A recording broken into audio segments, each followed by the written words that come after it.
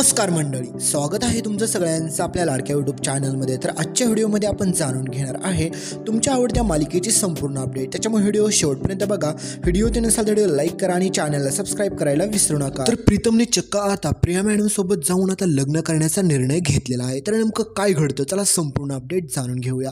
तर आता प्रीतमला असं वाटत असतं की आपल्याला सपोर्ट करणारी एकमेव म्हणजे फक्त पारो आहे आणि पारो आपल्याला नक्की सपोर्ट करेल। पण पारो देखील प्रीतमसाठी खंबीरपणे उभी असते। पण तरी देखील प्रीतमचं जे काही प्रिया मॅडमवरचं प्रेम असतं त्या दोघांचं देखील एकमेकांवरती खूप प्रेम असतं। पण या सगळ्याला विरोध मात्र आता सगळ्यांचा असणार हे प्रीतमला माहीतच असतं। त्याच्यामुळे आदित्य स्वतः प्रीतमला दोन ऑप्शन देतो। एक तर ह्या घरामध्ये जर तुला राहायचं असेल तर ह्या प्रियाला विसरून जा आणि जर तुला ह्या घरामध्ये राहायचं नसेल तर ह्या प्रियासोबत निघून जा।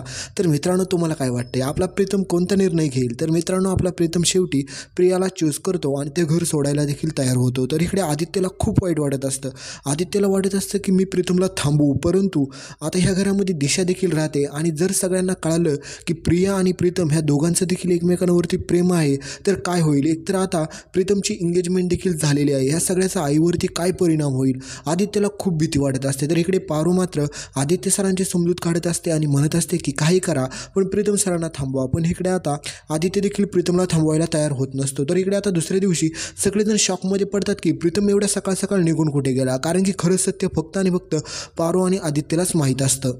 तिकडे ह्या दिशाला वाटत असतं की आता लवकरात लवकर मी प्रीतमसोबत लग्न करेल आणि त्याच्यानंतर मी ह्या सगळ्यांना दाखवते की माझा काय तोरा आहे, कारण की माझ्या स्वतः सासू मॅमला मी तिची लायकी दाखवणार आहे। हा सगळा काय प्लॅनिंग दिशाने केलेला असतो। पण दिशाला माहीतच नसतं की तिला ज्याच्यासोबत लग्न करायचं आहे तोच ऑलरेडी तिथून निघून गेलेला आहे। तर इकडे आता प्रीतम आणि प्रिया हे दोघेजण देखील ठरवतात की आपण दोघं लग्न करून टाकू। पण प्रीतम म्हणतो की मला काही जरी झालं तरी हे लग्न आईच्या सहमतीने आणि दादाच्या सहमतीने करायचं आहे, कारण की मला सगळ्यांसमोर हे लग्न करायचं आहे। त्याच्यामुळे मी काही जरी झालं, किती जरी वेळ लागला तरी देखील मी शेवटी त्यांना कन्व्हिन्स करून मी तुझ्यासोबतच लग्न करेल। तर आता हे सगळं घडत असताना मात्र आता ह्या सगळ्यांमध्ये पारू खूप जबरदस्त सापडते, कारण की पारू मात्र आदित्यला खूप समजवत असते की आदित्य सर प्लीज तुम्ही समजून घ्या, प्रीतम सरांचं खूप प्रेम आहे। त्यावेळेस मात्र आदित्य म्हणतो की तू केलंय का कोणावरती कधी खरं प्रेम?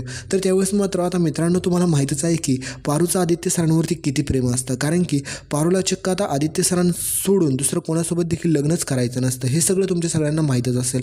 तर तुम्हाला काय वाटते प्रीतमने जो काही निर्णय घेतला प्रियासोबत पळून जाण्याचा आणि त्यासोबत लग्न करण्याचा हा योग्य आहे का अयोग्य?